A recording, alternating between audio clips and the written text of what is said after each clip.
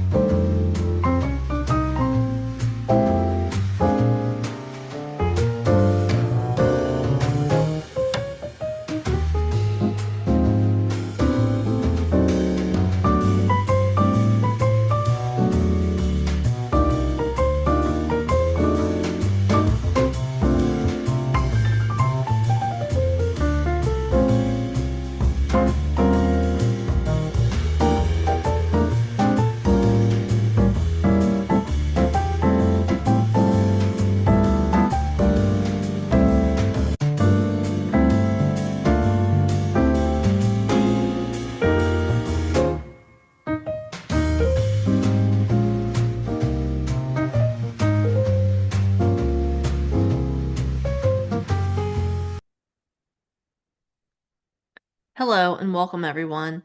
My name is Renee Garrett, and I'm your Speech Therapy PD podcast host for Brainstorms, Functional Neuro Rehab for SLPs.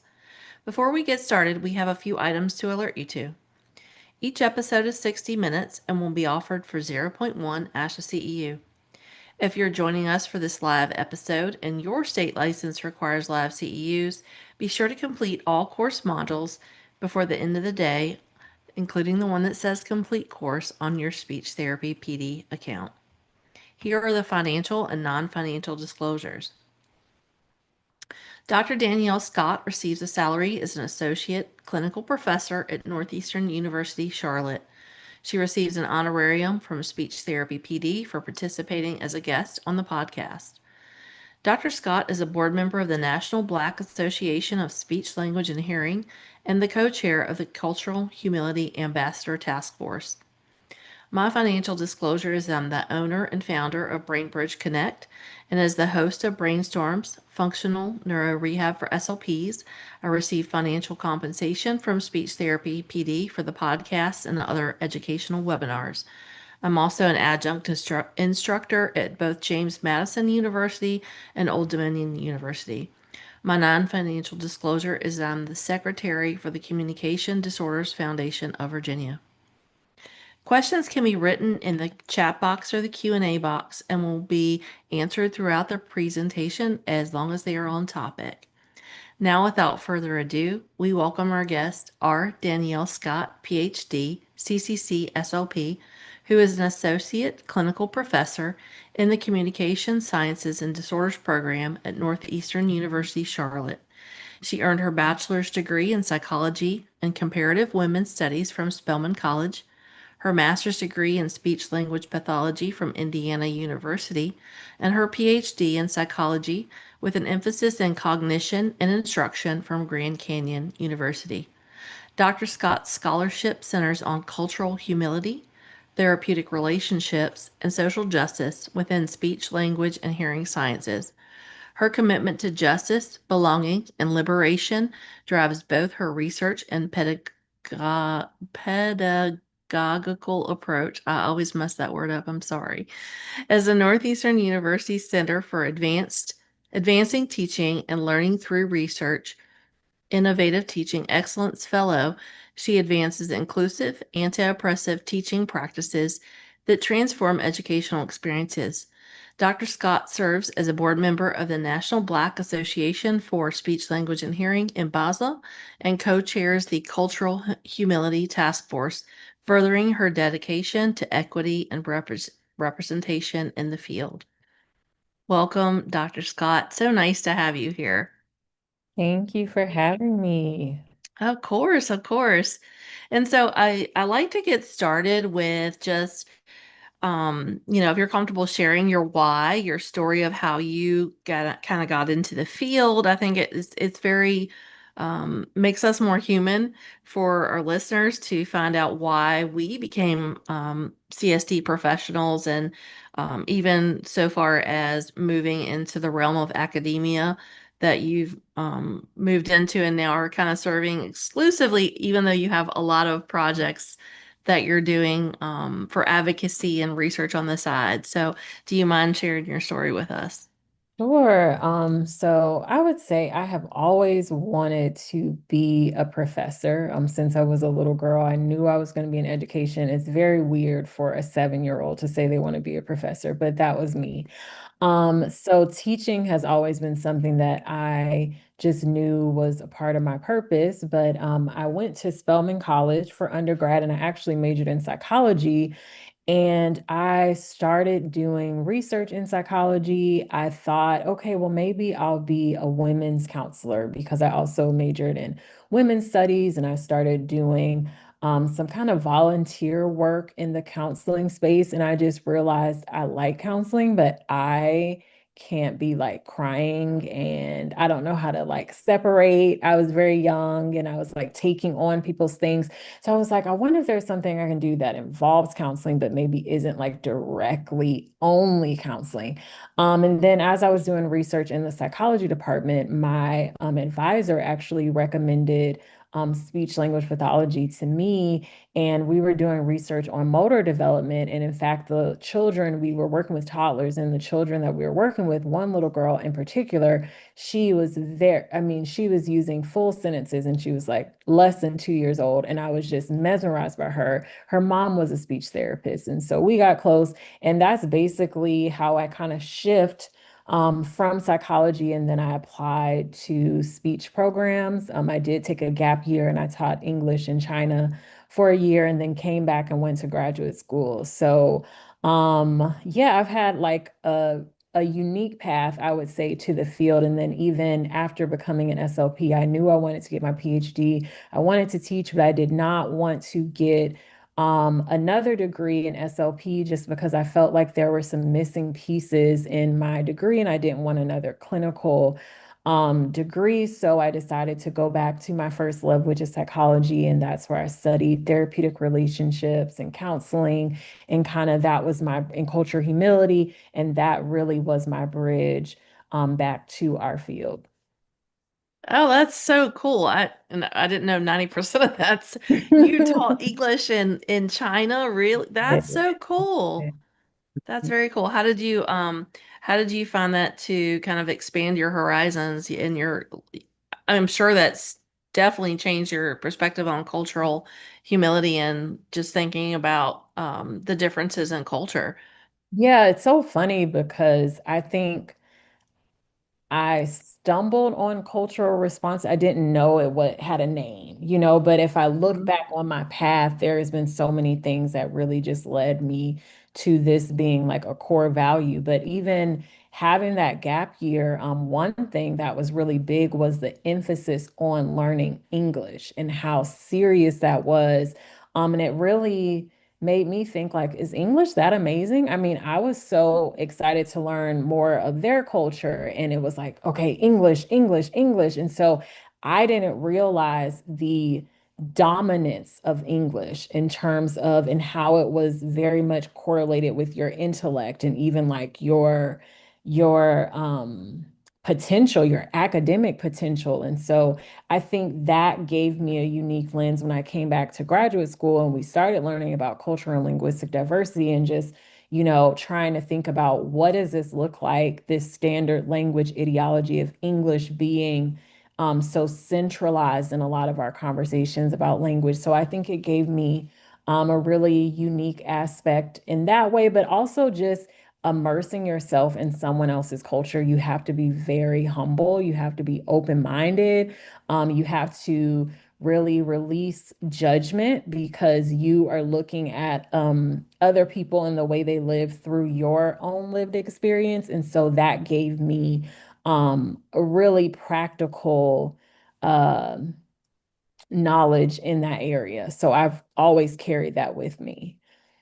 Yeah, well, and I think it really speaks to the way that you're teaching, and that was one of the things I think that really kind of interested me about talking to you was that you're more full time in the academic space, and I'm adjunct, and it's trying to bridge these gaps of how our students are learning, particularly, and I almost hate using this term, but it's true, the post-COVID generation, because right now what we're seeing is our post-COVID college undergrads are now finishing up grad school and going into their CF, and uh, our COVID high schoolers are moving into their mid to late undergraduate experiences and possibly going into graduate school. And it's a different learning experience for them, but it's very much a different teaching experience, I think, for those of us who've been teaching, whether it's full time or adjunct, for a period of time now, because we're looking at how do we build our classes so that our students can be successful because it's changed. And it, to me, some of it's radical change, but also it's change that's based in systems that were always in place that weren't set up for, say, when I went to graduate school, didn't feel like it was really set up for me to be successful. It was set up for the program, right? So it wasn't set up to foster needs of me as a returning adult student with children.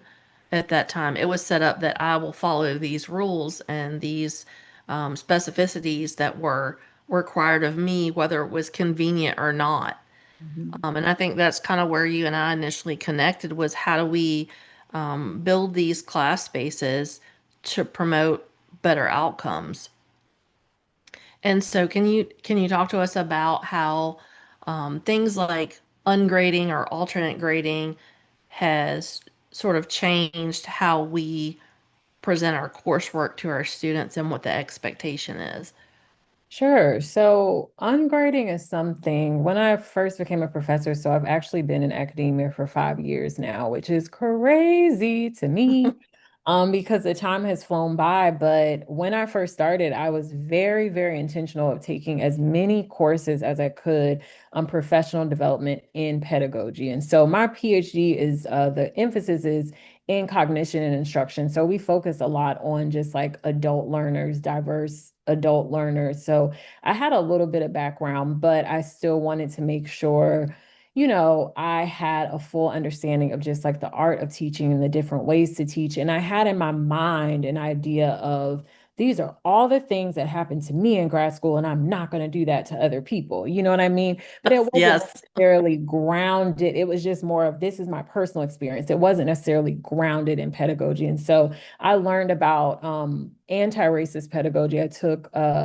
different courses. So our Center for Teaching, many universities have those where you can take courses and webinars and be in programs. And so I learned about anti-oppressive teaching, started with racist teaching. I learned about disability justice and integrating that in your teaching. I learned about trauma-informed pedagogy. So many different ways of teaching.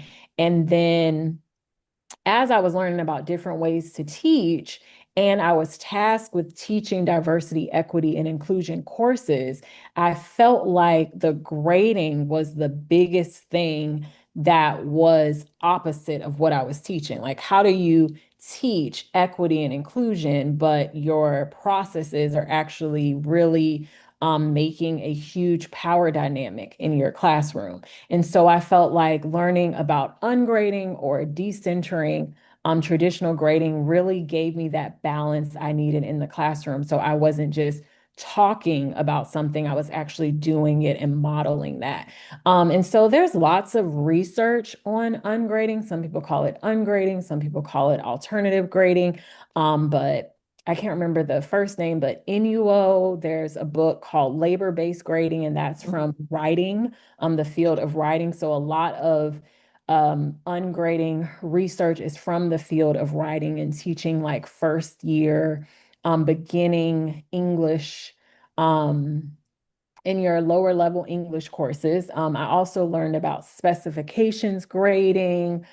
There's so many different types, I would guess. But in general, under this umbrella of ungrading is really thinking about how do I decenter this power dynamic of extrinsic motivation and encourage intrinsic motivation? Because by the time you get to your master's program, you all you want is A's. All the students are like, I got to get an A. I got to get an A. They're very grade focused.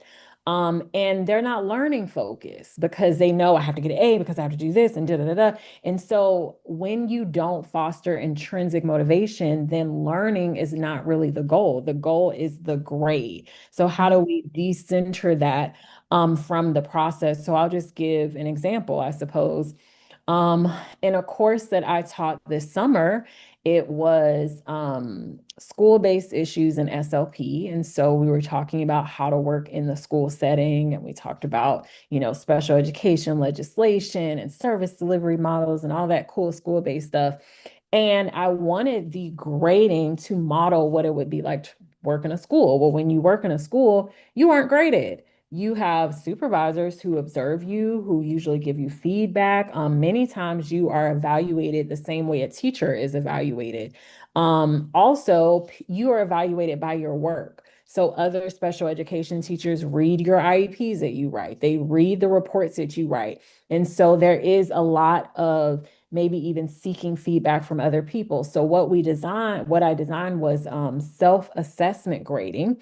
So the students created a portfolio. They had options for assignments that they could do, and then they were required to get peer feedback and instructor feedback. And then at the end of the course, they created the portfolio and they filled out several rubrics and justified what they felt like their grade should be based on all of the feedback they received, if they actually took that feedback in and resubmitted their work. So it's really putting an emphasis not on grading, but effort, labor that comes with if I'm going to resubmit, if I'm going to consider someone's constructive feedback and actually implement that. So all of the labor that they put into the process of learning rather than just the grade. Yeah, no, and I think that's brilliant because and my husband's an instructor, so I was talking to him about this actually when I was prepping for the podcast, and he said, "Oh, yeah, that his is more pretty straightforward. There are no it's pretty rigid as far as what their curriculum is, and I won't explain why because it's just a different methodology, but um, it's just it's a different way of thinking about it, but in a good way because we're having to reach students now, I think more than ever where they're at, and people like you and other instructors who are coming along and trying to remap, if you will, how we teach is more about, like you said, the intrinsic motivation. Because I think when I was in grad school, I'm trying to just get through the material, finish, right? The finish line is here. And you just got to do these things and check these boxes and you'll be done. You got to take the praxis, you got to do comps, you might have to do a thesis, and you got to do these things. And at the end of the day, when you get into the field, you're like, I still don't know what the heck I'm doing, Mhm. right?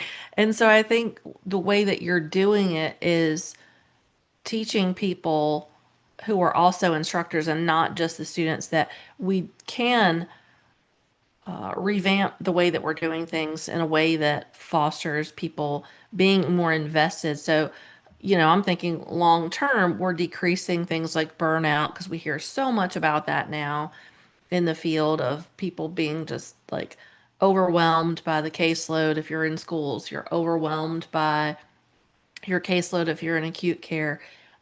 If you're in private practice and outpatient, the reimbursement is so bad and your salary is so low. And there's all these other pieces that we're hearing about that really don't make it sound like a positive place to work, right? And it doesn't sound like something that you want to get into if you're what 23, 24 coming out of grad school if you're fortunate enough to go straight through. Me, I was closer to like my late 30s because it was my second career coming out. And so even for me as a grown up, like I'm a grown up with a family. Like I like you, I'd lived in another country. I'm just trying to check these boxes and get done, right? Mhm. I learn the material because that's just who I am. But for those students who aren't intrinsically motivated to learn that material, I can see where that would be a huge barrier.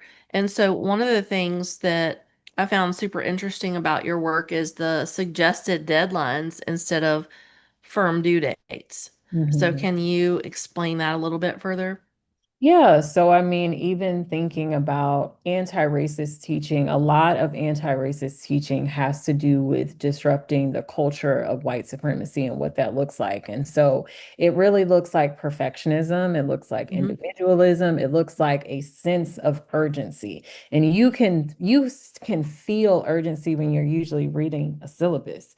And so sometimes it can be like traumatic because all you see is deadlines and you must do this and these policies and how that feels in your body. So there is a lot of urgency, usually is the blueprint of the course structure. And so in thinking about inclusive teaching, you really want to think about especially in regard to like anti-racist teaching, how am I going to disrupt this sense of perfectionism and the sense of urgency? And one way to do that is to really encourage students. So back to that intrinsic motivation and really encouraging students to turn in their best work. Would I prefer you turn in something in a week that is your best work versus turn it in now and it's you didn't try because you were meeting the deadline? I'm grading you based on did you meet the deadline, not your work. So really giving students that autonomy. And a lot of people think, well, how is that real world?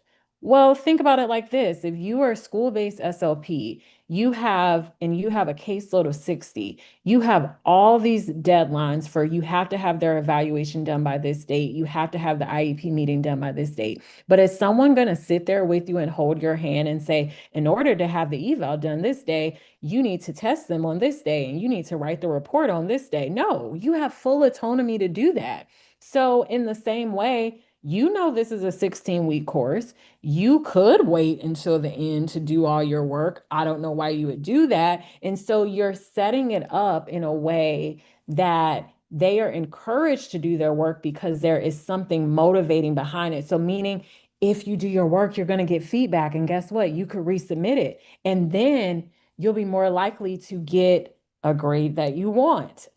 If you don't take the opportunity to turn it in with enough time, then you won't get that feedback and you'll miss that opportunity. And so, how do I build in that intrinsic motivation? I give them really high quality feedback, which means it takes me a while to grade because I'm giving them qualitative feedback. And then they start to enjoy that. They start to look for it. I'm never going to say, C rubric. I'm going to give them, so then they're like, oh, now I know. And that's a part of the learning process. So really giving them, so what I do is I create a course map, and the course map has flexible due dates. And those due dates are flexible to help them with pacing because I'm not just going to say, turn all your work in at the end of the class by 11:59. But I give them pacing. But then if you miss something or if you don't like this pace, change the pace. But I challenge them to, if you don't like the pace I've set your own pace, but you must set a pace. And I am going to check in with you if I haven't seen anything from you at, a certain level of the course. And so that has been an experience where it is hard for me because I don't know when I'm going to grade, but this isn't really about me. It's more about their learning. And it challenges them to get at the root of their procrastination, or some of them get at the root of their perfectionism. And so we're really working on those are life skills that Hmm. you have an opportunity to work on because you set up a lot of flexibility and autonomy. Yeah, and I think that speaks a lot to, like a lot of us like you who are speaking at conferences and conventions and doing other things, teaching other courses, um, being on a podcast, for example, or, um, prepping things for, like I said, other state conventions, courses, all that kind of stuff. Because I know people who do everything last minute, like they're the night of or the morning of it. They're teaching Mhm, the 10 a.m. class and they're in there at 8 a.m. I don't operate that way. It's just not my personality. I need it to be like mostly final draft a week out.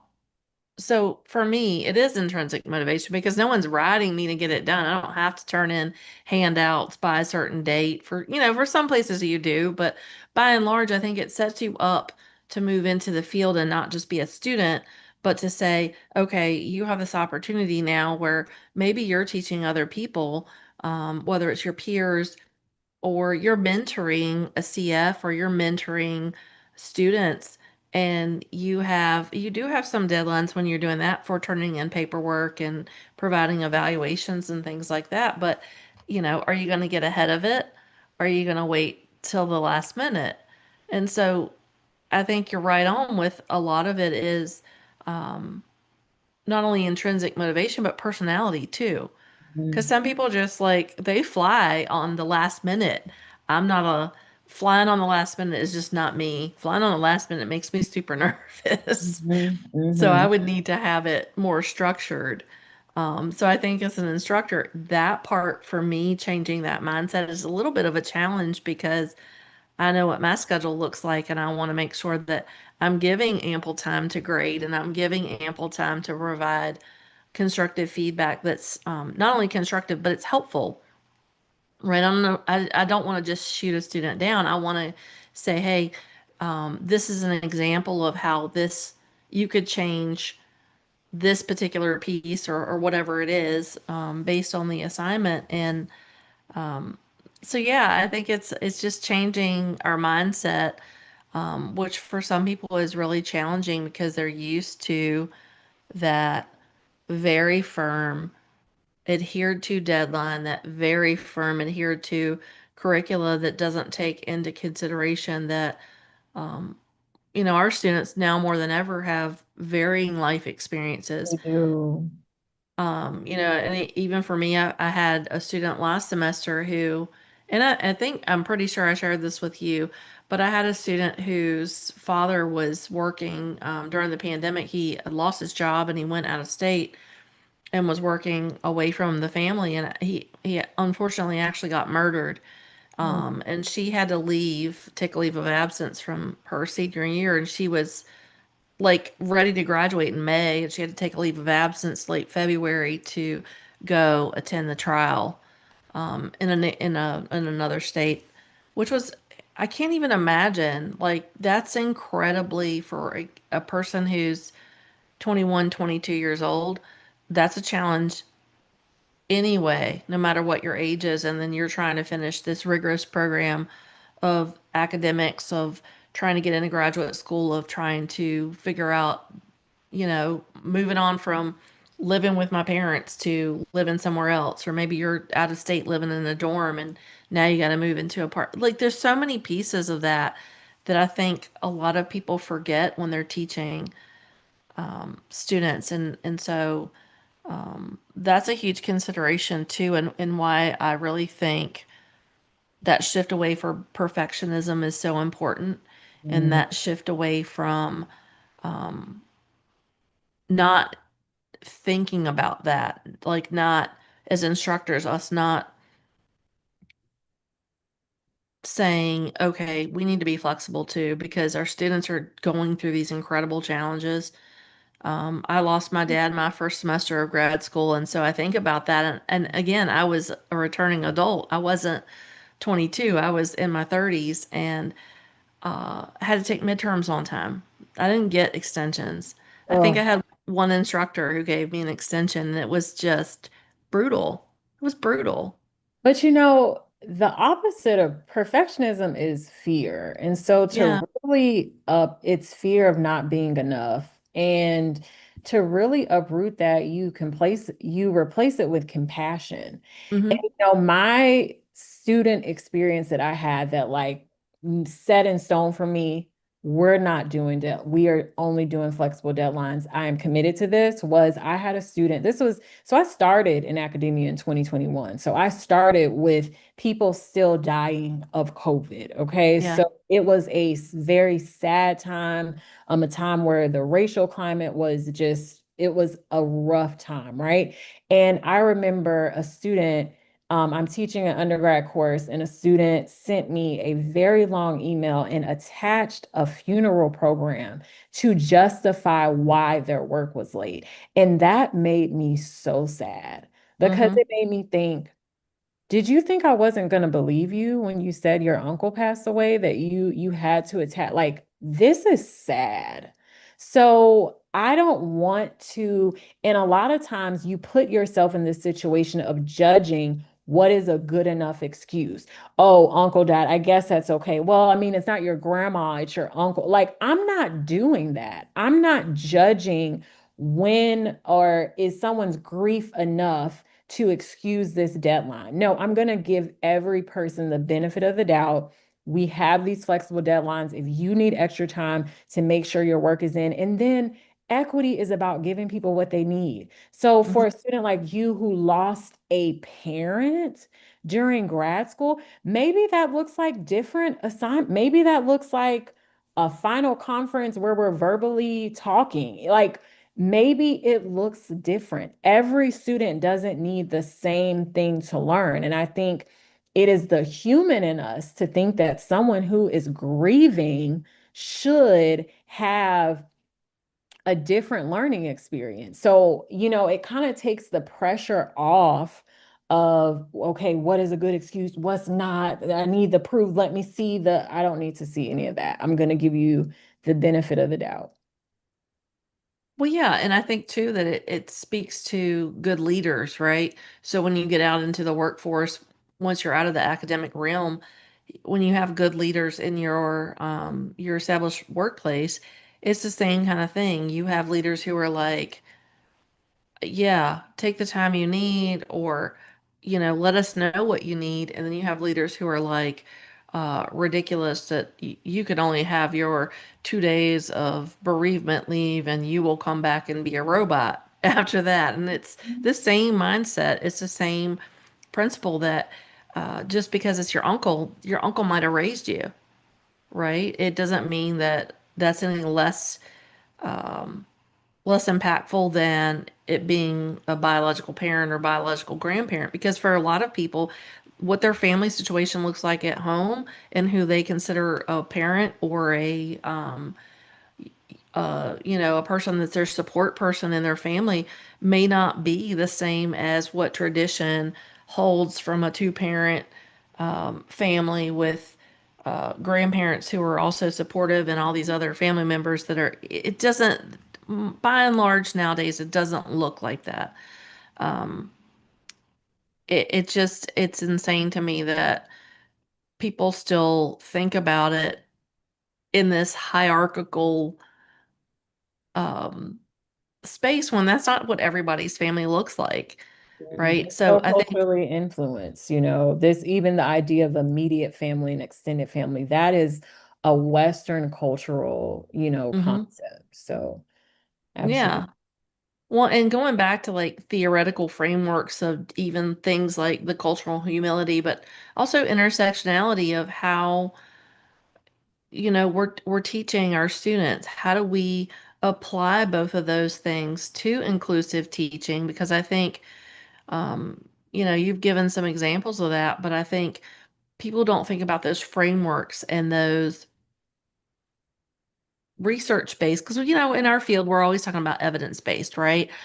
Evidence based this and evidence based that. And I think what a lot of times people lose sight of is they're reading research or they're looking at research or they're looking at mostly social media and they're gaining these insights and these blurbs off of TikTok and Instagram. And they're not actually doing the research and vetting the research and looking at what the research question is in some of these articles and how it's backed up by the science. And I think that's where we miss the beat too when it comes to frameworks. Mhm. Um, and so, what are some ways that we can look at those theoretical frameworks of things like intersectionality and cultural humility and how we apply that? Um, I think you've done a really great job on touching on um, inclusive teaching, but what about for CF mentorship and what about for our those of us who are mentoring students that are doing their clinical placements? Mhm.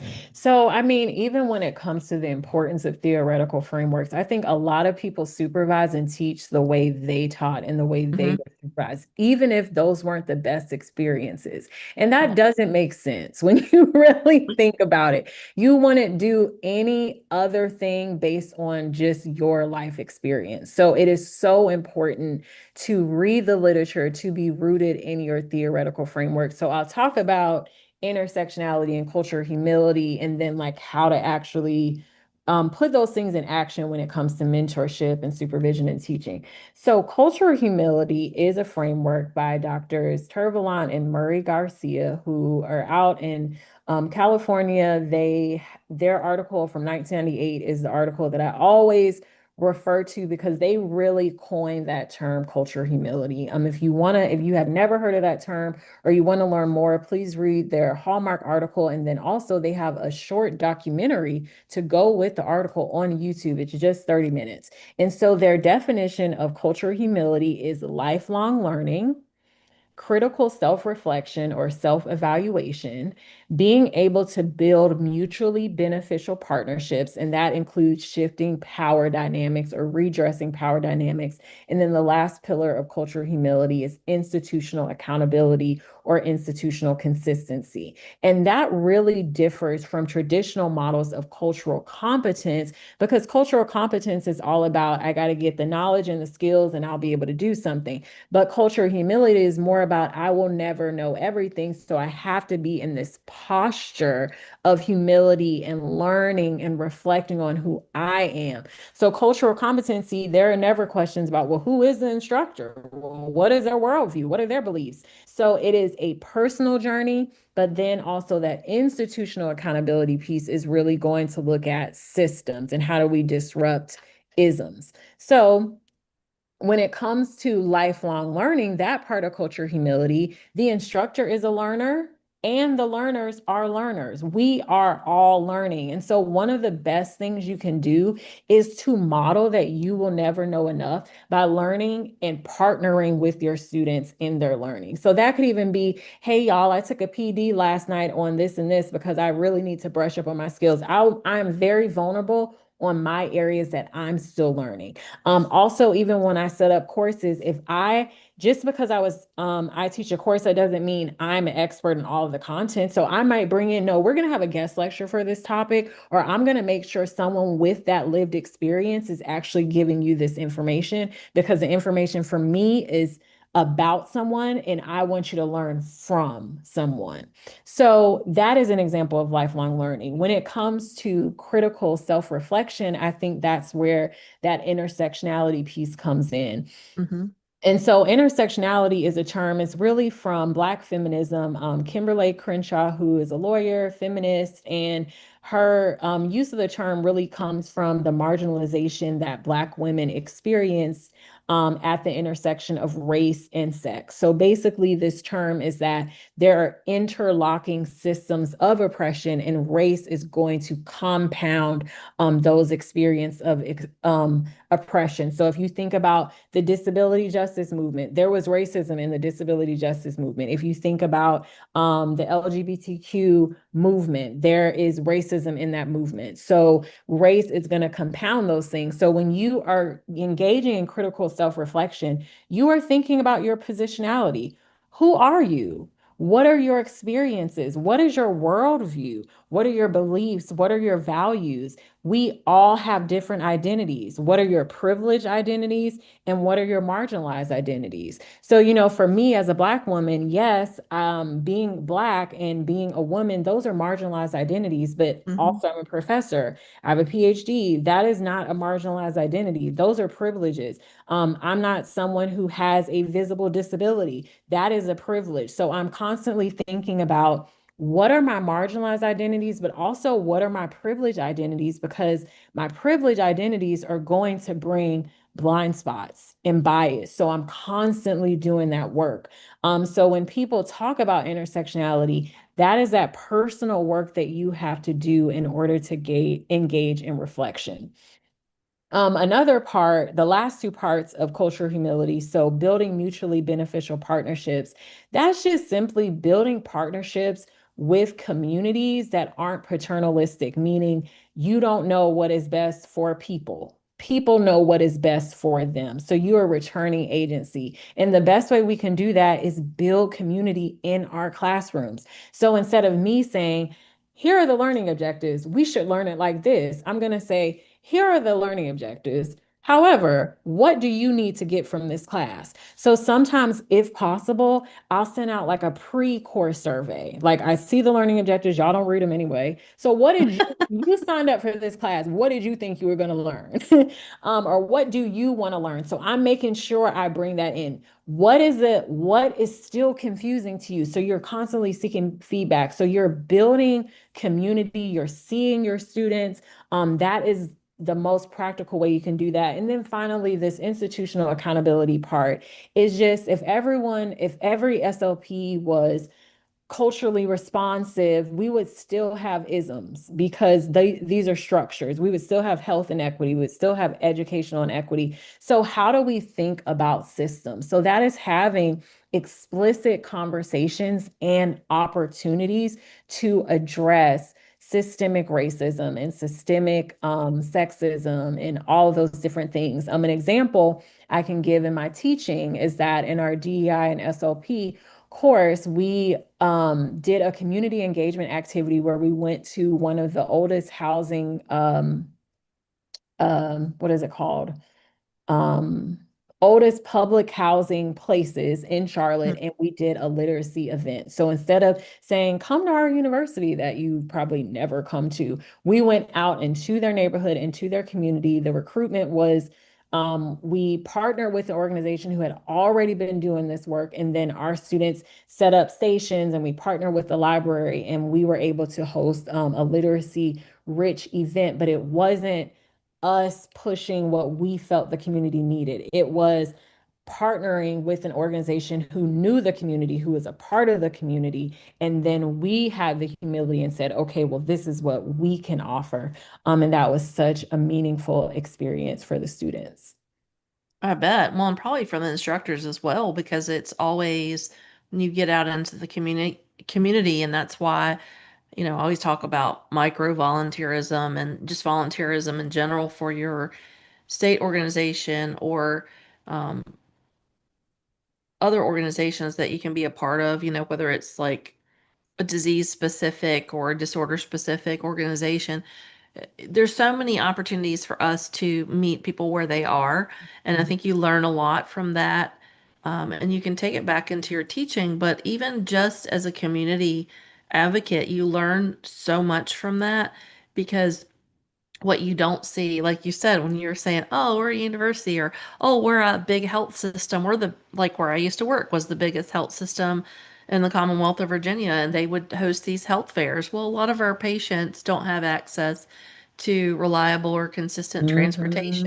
Mhm. They're no Mhm. longer able to drive, or maybe they never drove. Maybe they just, financially, that's not feasible for them. Maybe where they live in a rural area wasn't the norm. Literacy in the healthcare space is definitely an issue.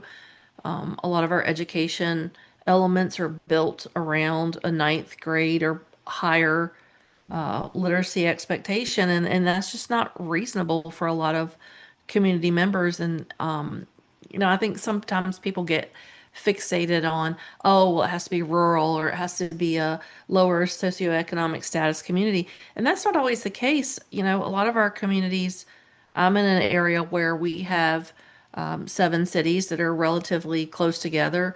We have 4 military bases. We have the largest health system in the Commonwealth. I'm here by the coast, but I'm an hour and 15 minutes from the capital of our state. It doesn't make any sense, is what my Mhm. point is. There's so many gaps and so many ways that we could be moving into that community space versus expecting that they'll come to us versus us going to them. Mhm. So I think that's a great work. It's a relationship centered approach.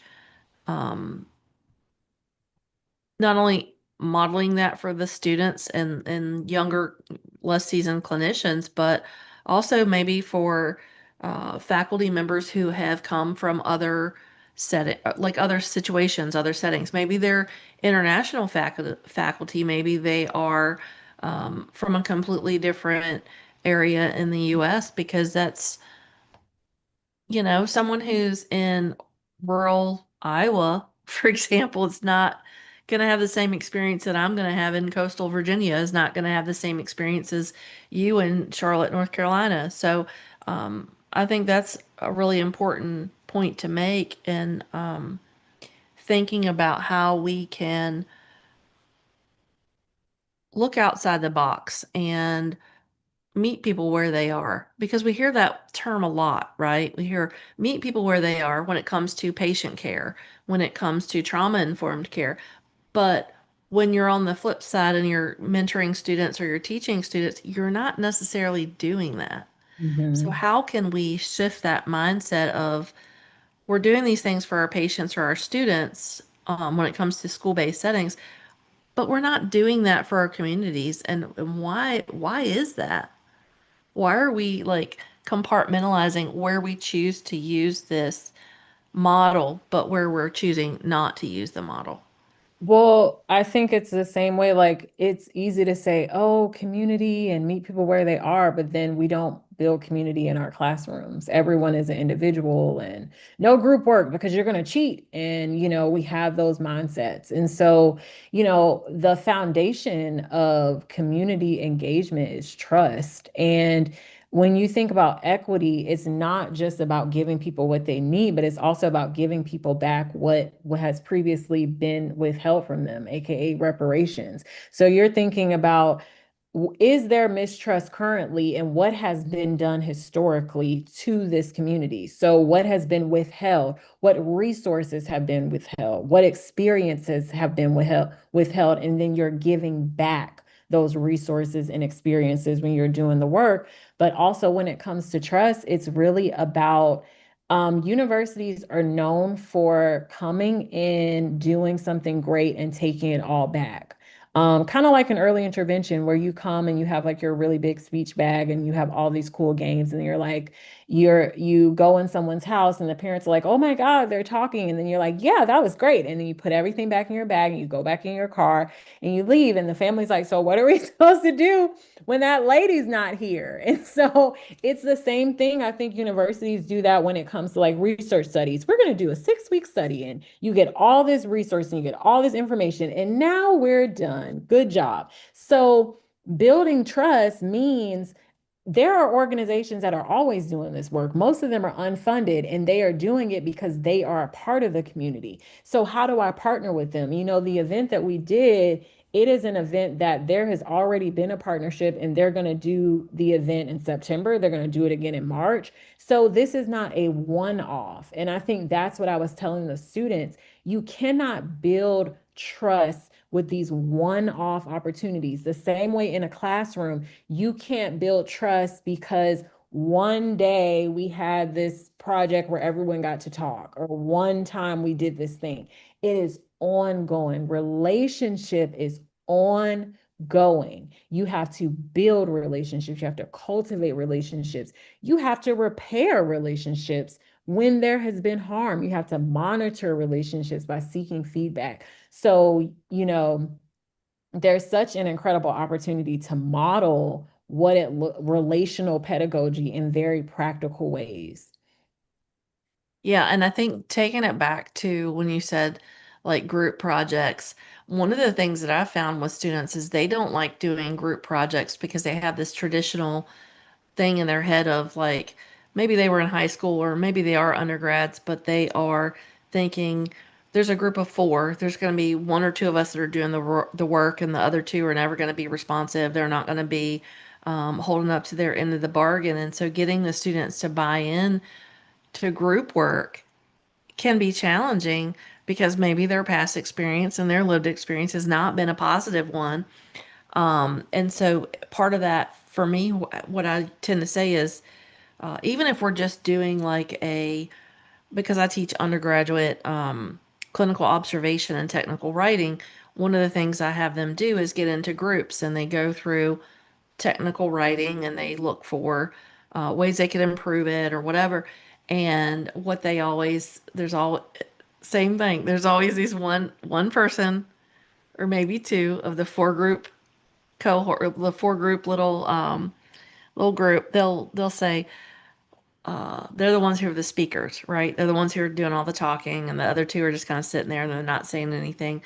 And I don't know that it's their group buy-in or if it's their shy. Like it's hard to read sometimes, especially the beginning of the semester.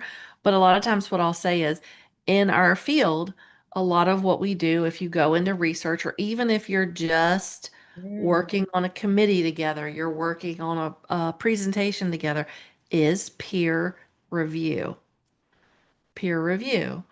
And they just don't, it's hard to get sometimes for me at least to get my students to buy into that. So do you have any feedback or any advice on Yeah. that?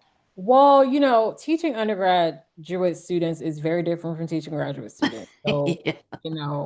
God bless you. I love both, but y'all, I have to say, it's just something about teaching graduate students that really my heart is so drawn to it. But Hmm. I would say with undergraduate students, there has to be, you have to get to know them, because sometimes that is a situation where it's like, well, I feel like I'm going to do all the work, but sometimes it could be other things. So getting to know them is always my first thing. But then also they need a little, typically they're going to need a little more structure. So perhaps this is assigning roles.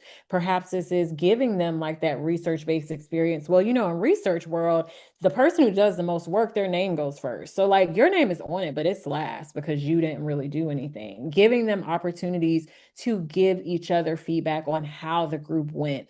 And also shifting, I think with undergraduates, you have to try different things. Like, what is the experience when they get to choose their own group? What is the experience when you assign groups so they can work with people they wouldn't typically work with? What is the experience of them having affinity groups so they are working with people who are like-minded? I think, or, from a similar background. I think for graduate students, a lot of the strain with group work is because they're working, they're going to school. Yeah. This people in the group, well, they work at that group home all night. So when are we going to work on the assignment? So a lot of times they want to choose because, well, these people are my roommates. I would rather work with them because I know we're all going to be home at 8 and we could do this.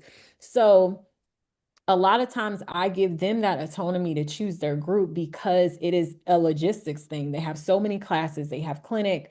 It is hard to work in a group with someone who you can't get in contact with, right?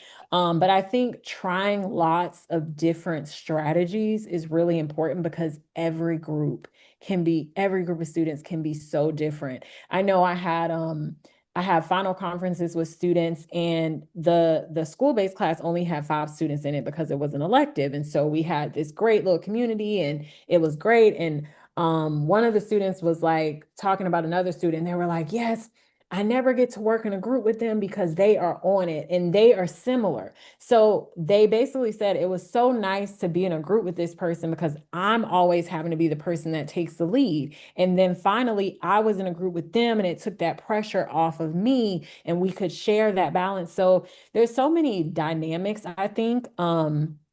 But really getting to know your students, and then for undergraduate students, especially giving them structure on how to work in the groups is going to be helpful. Yeah, and it's crazy because the class I teach is mostly always seniors. And so I remember when, when I was a senior in my CSC program, we knew pretty much everybody. We didn't, I mean, we had a decent size cohort, but we knew we had similar classes, for a couple of years in a row. So we knew most of the people in there. Again, you kind of knew who you didn't want to work with and who you did as undergrad. Because a lot of those students weren't going on to go into the master's program or whatever. We had a lot of people who went into nursing, teaching, whatever. But the ones that um, now that I like my students that I find a lot of them don't know each other. And I'm not at a commuter university per se, but a lot of them have had classes, but they don't interact in the same way that we did 15, 16 years ago. And it's interesting to see the dynamic of how many students are trying to work a full-time job, go to school full time. I do have some that are parents. I have some because again, I'm close to military bases, so I have a lot of military students who are spouses. Um, it's a very interesting dynamic here for the undergraduate group to see um, how much they don't relate or know each other, and then they're in this class, and I get them in the groups and they're looking at me like I'm crazy. They look at me like I'm crazy. And we're not even doing a high stakes assignment. We're just doing low stakes like class participation, test review, things like that before because we have a grammatical categories test that they take that's part of the course. And um, we do that in a group format so that everybody gets time to look at these sentences that they're analyzing and um, Yeah, it's been crazy since the pandemic. Even before that, though, I've been teaching this class on and off for 10 years, and thinking about my first group of students, my second group of students, and then these later groups of students,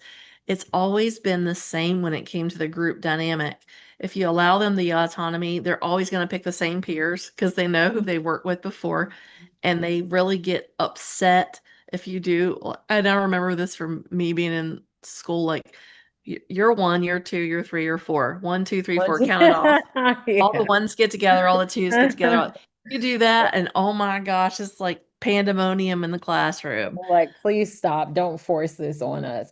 You know, one thing that we did now that I'm thinking of it with undergrad, because I didn't teach undergrad this year, but previously I did. When I had a graduate assistant, which was just amazing, so helpful for my counseling class. We put them on groups. We actually had them because we really wanted to. This is a counseling class, it's touchy feely. So we want to build community. We want everyone to love each other. We did like a Valentine's Day brunch. I mean, we were very much community, right? And so even to start the class, I had my graduate assistant come up with a survey to give them. And we put them in groups because they had to do a lot of role play. And so we put them in groups, and it was almost like matchmaking. Like if you watch those dating shows and they're like, your perfect match is here. And then the whole date, you're trying to find out, why would they put me with this person? And so it's kind of like that in the sense of, we put you with these people because y'all have similar interests, but it's really up to you to get to know that person and find out. So then by the end, they're like, I know why you grouped me with them. And so trying, like, getting a little out of the box, I think. But when it comes to the way that we group, they were in those groups the whole semester. So they actually got, I mean, if you worked with the same small group, you don't get to know the whole class, but maybe you got to know someone really well. And that was a nice opportunity for you in a semester. Because I think there's just, the way people get to know each other is different these days with technology. You don't have Hmm. to talk to anyone in your class because probably you're on your phone talking to people on your phone in class. So you don't feel the need to be like, I should make a new friend today. Why? I have friends. I'm literally in a group chat. I'm in 5 group chats right now. So it's just that like urgency and that need for connection, I think is there. It just looks different. Yeah, no, I think that's a great point because I always laugh when the students say that about midway through. Yeah, in the group chat, we were talking about the assignment and we all had the same question. And I'm like, Yeah. okay, well, and again, it's things that I say on day one when I'm going through the syllabus because, we have to hit these wickets for the university. They require us to say these certain things as far as policies go. And um, I usually will say, if you have a question, please don't be shy. If you don't feel like you can verbalize it in class, send me an email because 9 times out of 10, if you have a question, someone else has the same question or something very similar, and I'd rather address it to the group than you don't say anything. And working in healthcare for so long as I've done, me as a patient, I'm a terrible patient because I get irritated if you don't spend the time with me, but also I have a responsibility as a patient to come in prepared for my appointment because I know the tornado doctor's coming in or nurse practitioner and it's the 10-second tornado and if you're not prepared, you're not going to ask the questions. You're going to forget what the questions are. So I try to prepare the students in that same way and say, ask the question. If you don't feel comfortable verbalizing it, send me an email because, again, I'll address it in class, but I want you to have the space to know we have open communication. I want you to ask the question because if it puts you into a space where you feel the least little bit uncomfortable, that's the best learning space because you're going to seek out more information. You're probably going to Google it. That's what I do. If I have a question, I'm going to Google it and I'm going to try to find out more information, right? And I think it's the same thing for our students, and they just, for whatever reason, need, um, I think, more strategy, more reinforcement, if you will, and a different type of reinforcement than maybe you needed in your course studies and than what I needed in mine. And I think that's the part that's a little bit trickier sometimes to figure out and changing our mindset. Absolutely. And we have a lot of comments, so I'm gonna go back and look at those. Um, so Carly said she was asked immediately for an obituary for proof after only missing one day. Yeah, That's sorry about that, Carly. And I'll share this real briefly. I worked in an outpatient clinic where I actually started the adult program, and when my mother-in-law passed away, I got asked to cover a clinic on a day I wasn't scheduled to work, and when I came back to work, it was the day before her memorial, and I got written up for not being flexible. So, yeah, I totally feel that because and I know my manager at that point was she did that was intentional. It was intentional, and I know it was.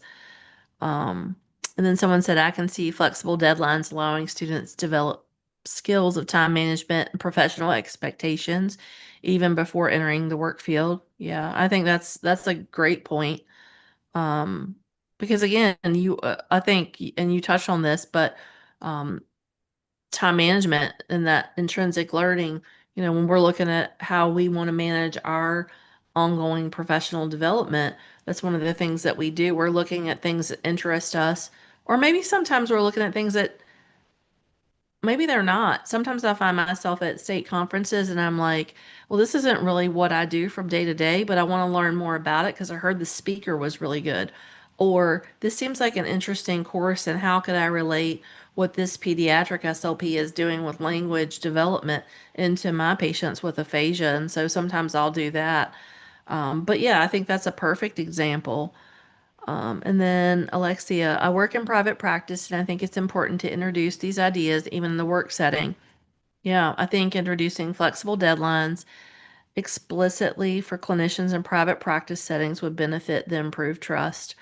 Yeah, and I agree with that too, because again, when you're looking at um, writing articles for journals, sometimes those journal editors don't always get back to you in a timely fashion, but they have these deadlines they want you to adhere to, but then you don't Mhm. get the feedback that you need. I've had that happen too, and I'm sure you have as well. Mm-hmm. But when you said like this really helps with trust because it's like I trust that you're going to turn in your best work. So I trust if you needed more time, you really needed it. Hmm. And just giving people the benefit of the doubt is an incredible way to set the tone. I have found that when I give my students grace, they give me grace. So when you've had those situations where a student is like, they turn in something and then 2 hours later, did you grade it? Can you give me, we don't do that up in here. We don't have urgency. So I don't do that to you. You don't do that to me. It is like a joint. We trust each other and we give each other grace. And I think that is the best way to set a tone for a work environment, for a classroom. It's beneficial everywhere. Yeah, no, I agree, and it's a lot of times what we find is we're like I mentioned to you about earlier before we started recording about the university email and my email not working. It's the expectation that I have to wait for someone else to do something so I can do my work. And sometimes that's a frustration for Mhm. everybody. But at the same time, I'm trying not to be that person who's like hounding them. I'm like, hey, I didn't need to turn my computer off and back on again. I just really needed you to click that box because I went through my university checklist and realized when I looked at my available services, that one was not available. So if you could please advise me on how to help you, help me. Mhm. That kind of mindset, I think, goes further for a lot of people when you're saying, I realize that mistakes happen and maybe you did forget to check the box. You know, we have these unexpected challenges in our personal life sometimes that do prevent us from grading in I'm not going to have a 24-hour turnaround on a technical writing assignment. I have 24 students and I'm one person, and they're no matter how many times I say, no more than 2 to 3 pages is all I need, and I don't even really need that if you answered the question or you wrote up your clinical observation adequately. I may not need that much. But I don't need 5 to 10 pages, right? And when you say that, and then they provide 5 to 10 pages, I'm like, well, that's going to take me a week because I, again, want to give you solid feedback. I want to make sure that the feedback I give you is adequate and is going to help you understand how to do your best work. So, well, um, as we're wrapping up, Dani, I just thank you, Dr. Scott. I'm sorry. No, you can call me Dani. I was like, why so formal? Some people are sticklers about their credentials, and I definitely don't want to overlook that, but I do really appreciate you coming on. I know we've had this in the works for a while, um, and I think the methodology and the ways that you're teaching are so crucial for our students, and I appreciate you sharing that with me, providing me with resources, and also we'll have some show notes posted with some research articles for the audience as well, so that you can access those on your speech therapy PD account. Any last remarks from you, Dr. Scott? No, thank you so much. I just asked, I did make a little handout with some information that we were talking about tonight. So if you follow me at the CLD_SLP on Instagram, you can go to my link tree and I have articles that I've written. I've written maybe like two on the topic of inclusive teaching, and I have like some free handouts, and I would love to stay in touch with you and answer any further questions you have. But thank you so much for having me. Absolutely. And just as a reminder, if you've joined us for this live episode and your state license requires live CEUs, be sure to complete all course modules, including the one that says complete course, before the end of the day on your speech therapy PD account. And Dani, thank you so much again for joining us, and we hope to see you again soon. Thank you.